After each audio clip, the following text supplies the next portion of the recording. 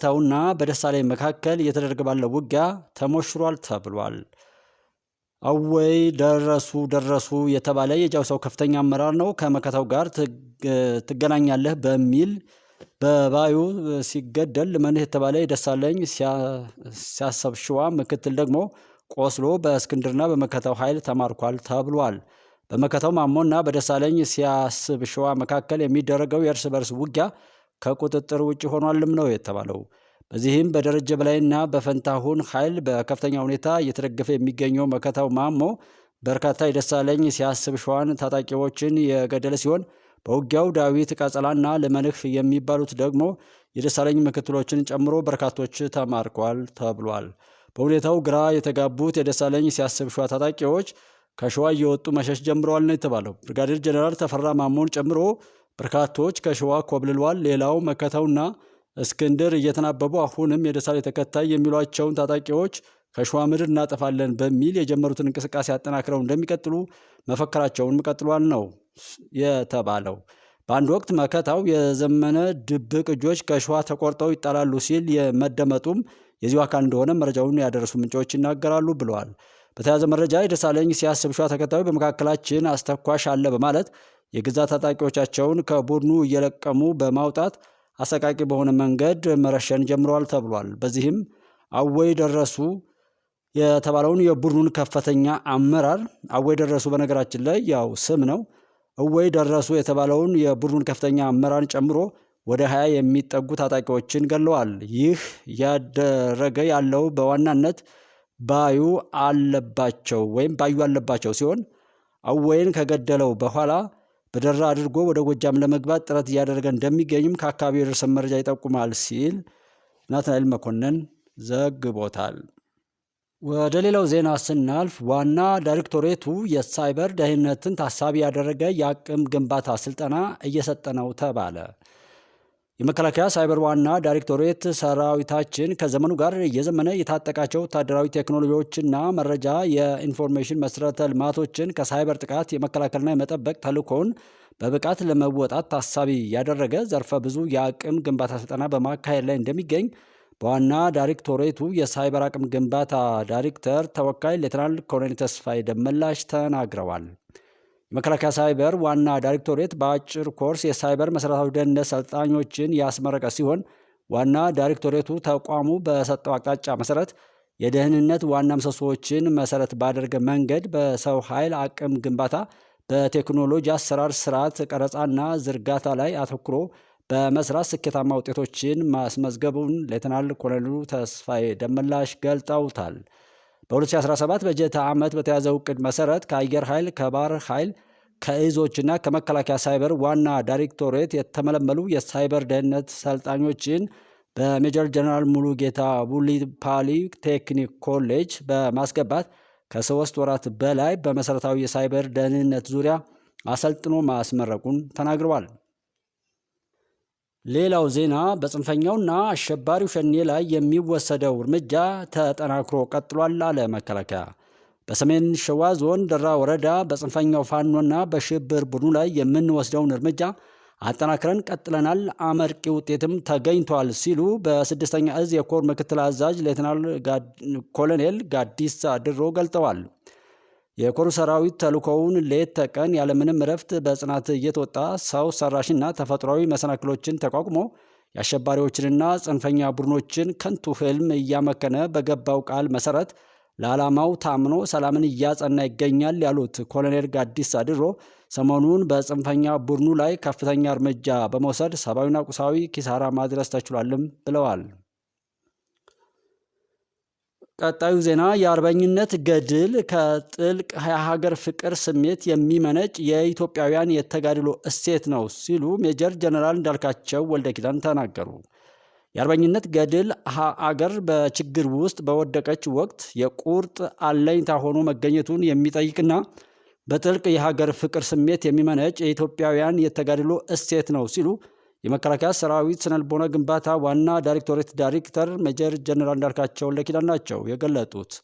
84ኛው የድል በዓል በተከበረበት ስነ ስርዓት ላይ ሜጀር ጀነራል እንዳልካቸው ወልደ ኪዳን ባስተላለፉት መልእክት ኢትዮጵያውያን ለነጻነታቸው፣ ለሉዓላዊነታቸውና ለብሔራዊ ክብራቸው ሲሉ በዱር በገደሉ መስዋዕት የሆኑበትን አኩሪ የጀግንነት ተጋድሎ የሚታወስበት ዕለት በመሆኑ መከላከያ እንደ ተቋም ለዚህ ታሪካዊ ዕለት ትልቅ ክብር ይሰጣልን ብለዋል። ጀግኖች አርበኞቻችን ባልተመጣጠነ ኃይል ወራሪውን የፋሽስት ጣሊያን ሰራዊት ለ5 ዓመታት በዱር በገደሉ ተዋግተው ድል በማድረግ ኢትዮጵያን ለምንም እና ለማንም እንደማይንበረከኩ በተግባር ያስመሰከሩበት ሕያው የጀግንነት ታሪክ መሆኑንም ሜጀር ጀነራል እንዳልካቸው ወልደኪዳን አንስተዋል። ወራሪው ኃይል ለአንዲት ቀን እንኳ ተረጋግቶ ሳይቀመጥ ከ5 ዓመታት እልህ አስጨራሽ ትግል በኋላ ዳግም የሽንፈትን ማት ተከናንቦ ከኢትዮጵያ ምድር ተጠራርጎ እንዲወጣ የተደረገበት ደማቅ የታሪክ ምዕራፍ ነው ሲሉ ተናግረዋል። የቀደምት ጀግኖቻችንን አርአያነት እሴት በመትከል የኢፌዴሪ መከላከያ ሰራዊት ለኢትዮጵያ አንድነትና ሰላም ሲል ሀገራዊ ተልዕኮውን በብቃትና በጀግንነት እየተወጣ እንደሚገኝ የገለጹት ሜጀር ጀነራል እንዳልካቸው ወልደኪዳን ተተኪው ትውልድም በየተሰማራበት የስራ መስክ ጠንክሮ መስራት ይጠበቅበታልም ብለዋል። የዘመኑን አርበኝነት እውን ለማድረግ ራስን ለመቻል በሚደረጉ የልማት ስራዎች ዙሪያ መለስ ትጋት ከሁሉም ዜጎች ይጠበቃል ሲል የመንግስት ኮሚኒኬሽን አገልግሎት ገለጠ። የዘመኑን አርበኝነት እውን ለማድረግ ራስን ለመቻል በሚደረጉ የልማት ስራዎች ዙሪያ መለስ ትጋት ከሁሉም ዜጎች እንደሚጠበቅ የመንግስት ኮሚኒኬሽን አገልግሎት ነው ያስገነዘበው። ኢትዮጵያ በየታሪክ ጥፋቱ ነፃነቷን አስጠብቃ በጀግኖች አርበኞቿ ደምና አጥንት ተከብራ ኖራለች። ለዚህም ለጥንታዊት ኢትዮጵያ ጀግኖች አርበኞች ክብርና ምስጋና ይገባቸዋል ብሏል። ለዚህ ያበቁ ጀግኖቿን በመዘከር ተተኪ አርበኞችን ለማፍራትና ነፃነቷና ሉዓላዊነቷ ተጠብቆ እንዲቀጥል ለማድረግ የፋሽስት ጣሊያን የ5 ዓመታት ወረራና ጭፍጨፋ በውድ ልጆቿ ተጋድሎ የተቋጨበትን ሚያዝያ 7 ቀን 1933 ዓ.ም መነሻ በማድረግ ቀኑ በድል በዓልነት ይከበራል። ያ ድል በዱር በገደል ረሃብና ጥም ተቋቁሞ ወራሪ ጠላትን በማሸነፍ የተገኘ ነው ብሏል የመንግስት ኮሚኒኬሽን። ሀገር ግን በአንድ ወቅት ድል ብቻ ሉዓላዊነቷ ተከብሮ ዝናዋ ገዝፎ እና በዓለም ናኝቶ አይዘልቅም። በየዘመኑ ጊዜው የሚጠይቀውን ዘርፈ ብዙ አርበኝነት ከዜጎቿ ትጠብቃለች እንጂ። በዚህ ወቅት ኢትዮጵያ በአዲስ አውድ በቀጠለ ተጋድሎ አርበኞችን እያፈራች ድሎችንም እያስመዘገበች ትገኛለች። ጨለማን ተጋፍጠው የህዳሴ ግድብን እውን ያደረጉ በአረንጓዴ አሻራ ከዓለም ሕዝብ 5 እጥፍ ችግኝ ተክለው የሚንከባከቡ በየተሰማሩበት መስክ ከሚጠበቅባቸው በላይ ስኬት በማስመዝገብ የምግብ ሉዓላዊነትና የኢትዮጵያን ብልጽግና የሚያረጋግጡ የከተሞቿን ገጽታና ዘመናዊነት የሚያሻሽሉ አርበኞች በዘመናችን እያፈራች ትገኛለች ብሏል መንግስት ኮሚኒኬሽን። ቀደምቶቻችን በደም እና አጥንት የተከሉት አርበኝነት በዚህ ዘመን በላብና በእውቀት ወደ ላቀ ደረጃ እየተሸጋገረ ነው። የግዛት አንድነትና ሉዓላዊነትን በመጠበቅ ረገድ ዛሬም እንደ ትናንቱ ኢትዮጵያ ጀግኖች አሏት። በምድር፣ በአየር፣ በባህር እና በሳይበር ግንባሮች 24 ሰዓታት በንቃት ኢትዮጵያን የሚጠብቁ ኢትዮጵያውያን ሞልተዋል ብሏል። ኢትዮጵያ ያላትን ጸጋ በመግለጽና በላቀ ደረጃ ጥቅም ላይ በማዋል ብልጽግናዋን ለማረጋገጥ የሚተጉ የሌላ ግንባር ጀግኖችም ፈጥራለች።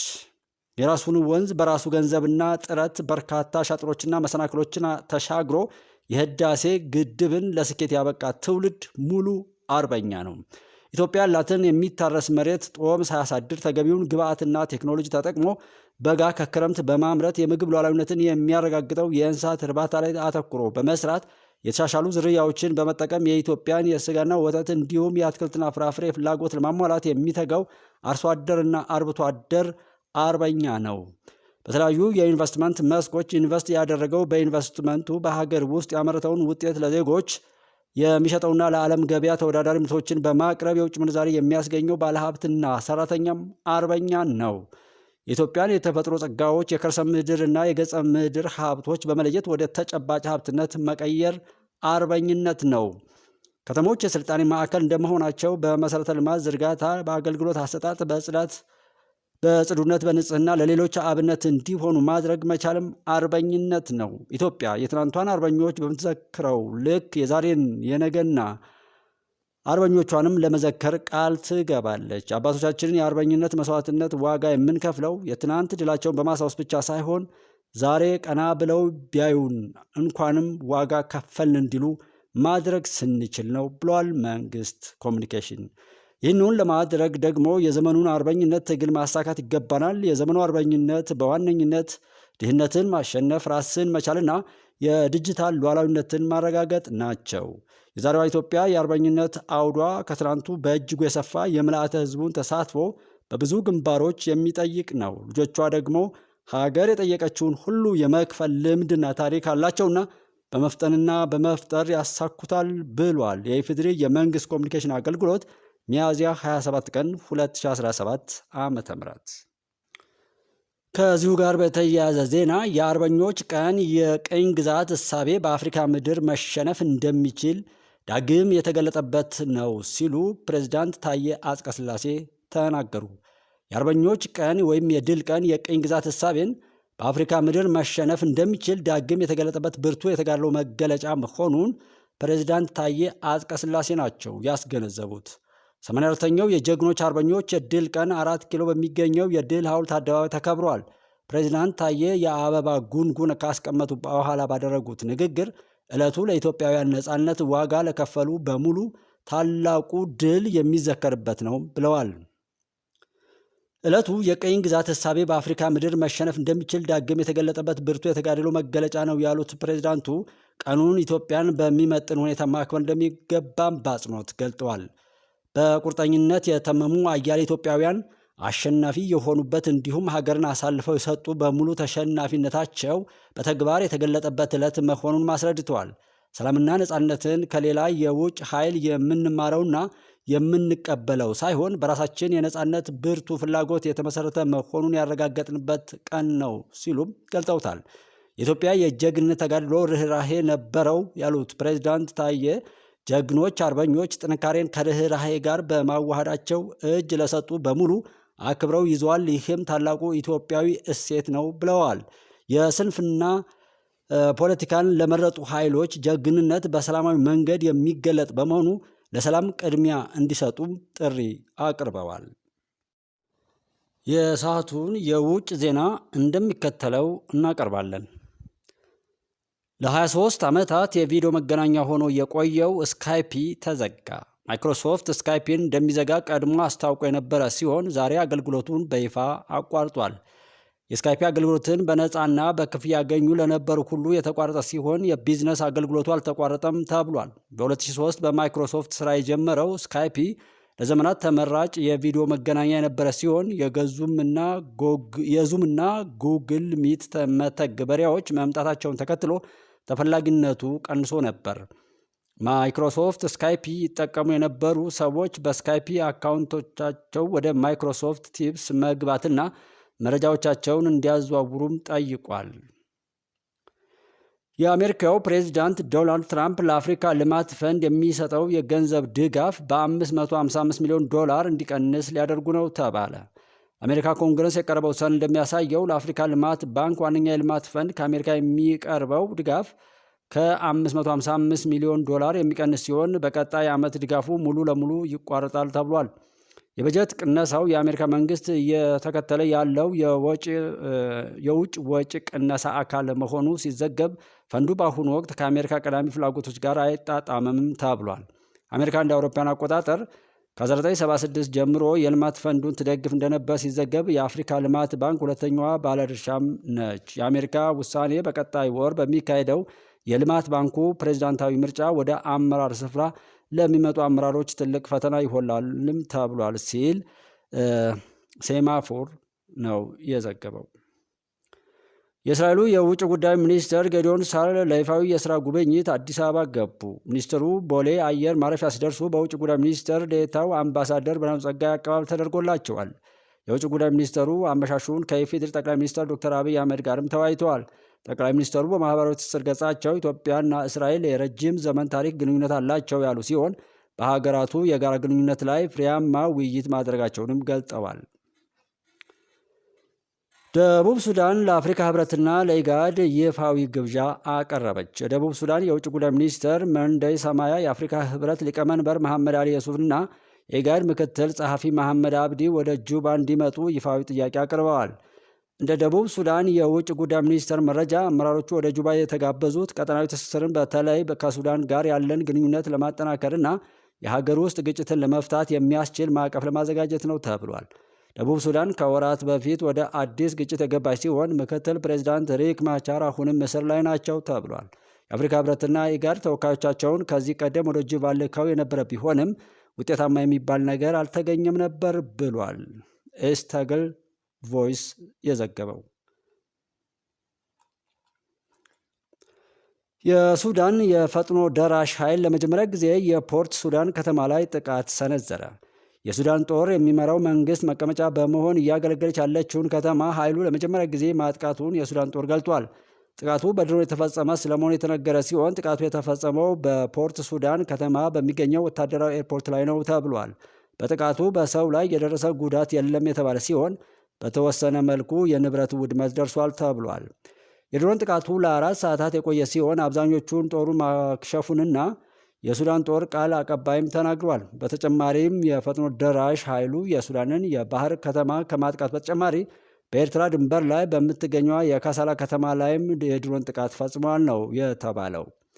የሱዳን የውጭ ጉዳይ መስሪያ ቤት የተባበሩት አረብ ኤሚሬትስ የፈጥኖ ደራሽ ኃይሉ የሚያጠቃባቸውን ድሮኖች ከማስታጠቅ እንድትቆጠብ ሲጠይቅ የድሮን ጥቃቶቹን እንደ ግብፅ፣ ጅቡቲና ሳውዲ አረቢያ፣ ኳታርና ኩዌት ያሉ ሀገራት ማውገዛቸውም ተዘግቧል ሲሉ ቢቢሲ፣ ሱዳን ትሪቢዩን ሆነው ዘገባውን ዘግበውታል።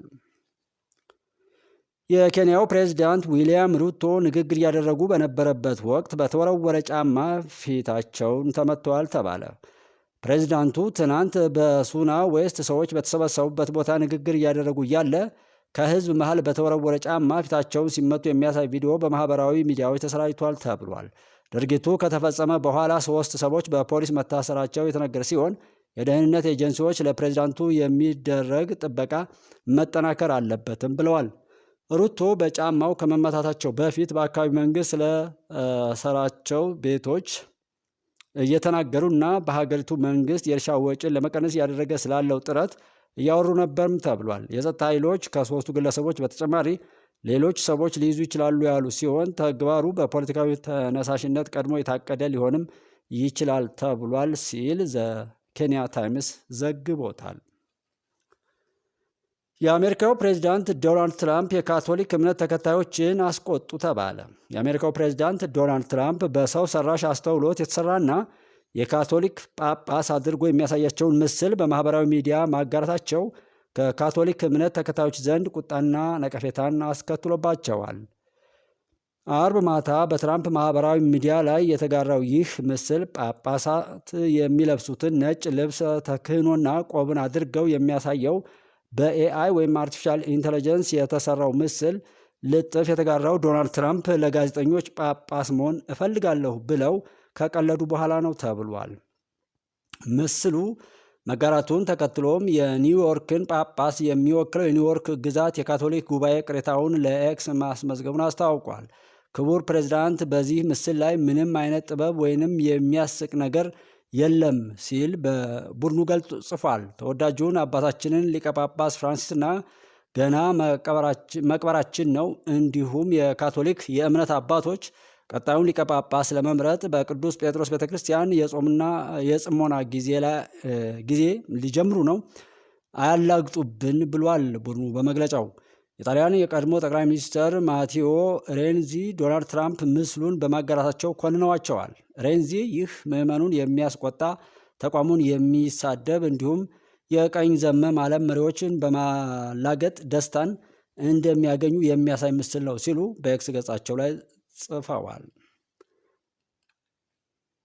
የተከበራችሁ የጉባለች ኢትዮጵያ ቤተሰቦች ሰዓቱን ዜና በዚሁ ጨርሰናል። አብራችሁን ስለነበራችሁ እያመሰገን ጉባለች ኢትዮጵያን ሳብስክራይብ፣ ላይክ እና ሼር በማድረግ ሁልጊዜም አብረን እንሁን። መልካም ጊዜ